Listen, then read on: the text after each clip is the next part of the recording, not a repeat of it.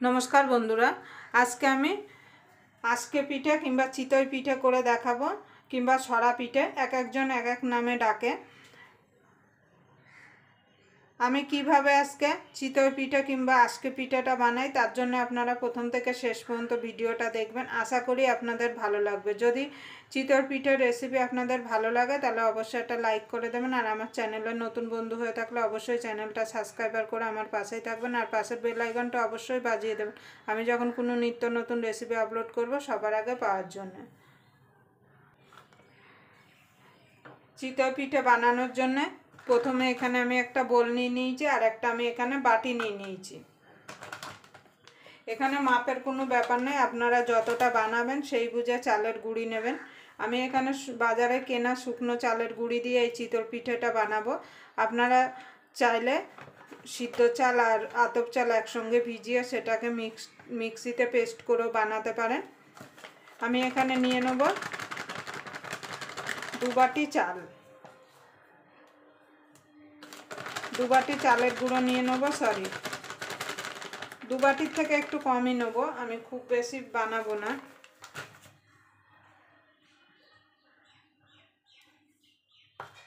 এখানে মাপের কোনো দরকার নেই, আপনারা যতটা বানাবেন সেই বুঝে এখানে আপনারা চালের গুঁড়িটা নিয়ে নেবেন কিংবা চাল ভিজিয়ে মিক্সিতে পেস্ট করে নেবেন।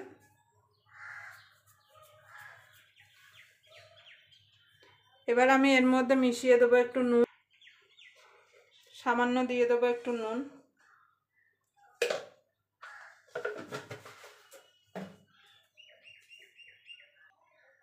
আমরা এই পৌষ পার্বণে যত রকমের পিঠে খেয়ে থাকি না কেন এই আজকে পিঠেটা কিন্তু সবার বাড়িতেই হয়ে থাকে। আমি এটা হাত দিয়ে ভালো করে মিশিয়ে নিলাম। এখানে আমি সাইডে গরম জল করে রেখেছি, দেখুন আঙুলটা যাতে চোবানো যাবে সেই রকম গরম জল করে নিতে হবে। এবার অল্প অল্প করে জল দেব আর এটা একটা স্মুথ ব্যাটার তৈরি করে নেব।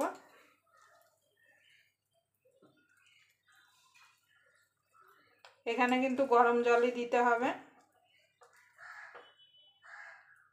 আমার মা দিদিমা ওদের দেখতাম ঢেকিতে চাল ভেঙে তারপর সেই চালে পিঠে বানাতো, এখন তো সে ঢেকি ফেকি কোথাও নেই।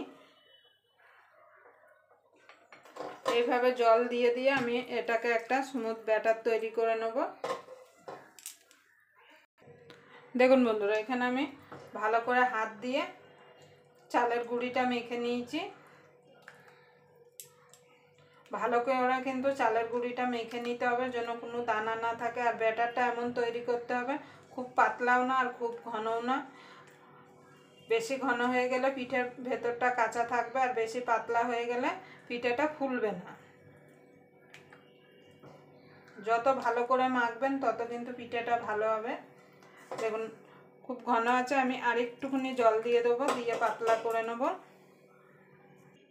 দেখুন বন্ধুরা ব্যাটারটা পুরো এইরকম হবে, এই দেখুন।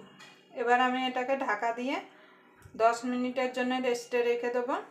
আর এখানে আমি কোনো ছাঁচ ছাড়া আজকে আমি একটা লোহার কড়াইতে এই চিতই পিঠাটা করে দেখাবো।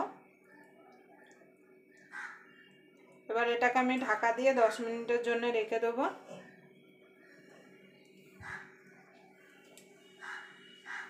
দেখুন বন্ধুরা আমি কড়াইটা বসিয়ে দিয়েছি আর কড়াইটা ভালো করে গরম করে নিয়েছি আর এদিকে 20 মিনিট হয়ে গেছে, 10 মিনিট হয়ে গেছে। এবার আমি এক হাতা করে ব্যাটার নেব আর এর মধ্যে দিয়ে দেবো। গ্যাসটা কিন্তু একদম লোতে রাখতে হবে। দিয়ে এবার আমি একটা বাটি দিয়ে ঢাকা দিয়ে দেবো। আপনাদের কাছে যদি সরা থাকে সেটা দিয়ে আপনারা ঢাকা দিতে পারেন। আর গ্যাসটা কিন্তু লো টু মিডিয়ামে রাখতে হবে, খুব জোরে দিলে হবে না। পিঠেটা একটু সময় নিয়ে ধৈর্য ধরে করতে হয়। দেখুন বন্ধুরা কত সুন্দর চিতই পিঠাটা হয়েছে আর দেখুন দেখুন কত সুন্দর উঠে যাচ্ছে। দেখুন পিছনটাও দেখুন কত সুন্দর হয়েছে। এইভাবে আমি সব চিতই পিঠাগুলো ভেজে নেব।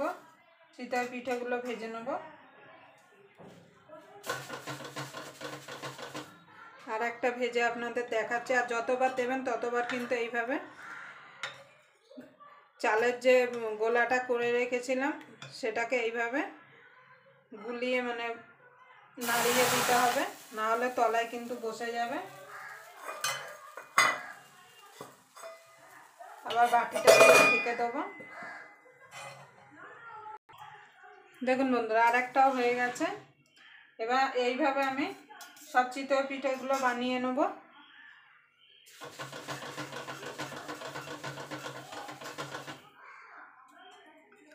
আপনারা কিন্তু যতবার দেবেন ততবার কিন্তু ব্যাটারটা কিন্তু একটু হাতা দিয়ে নেড়ে নেবেন, না হলে কিন্তু তলায় ব্যাটারটা বসে যাবে।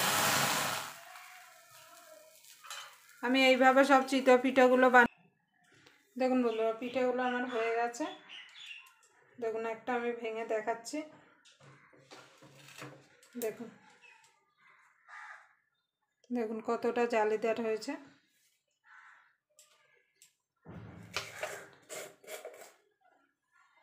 গুড় দিয়ে সার্ভ করব।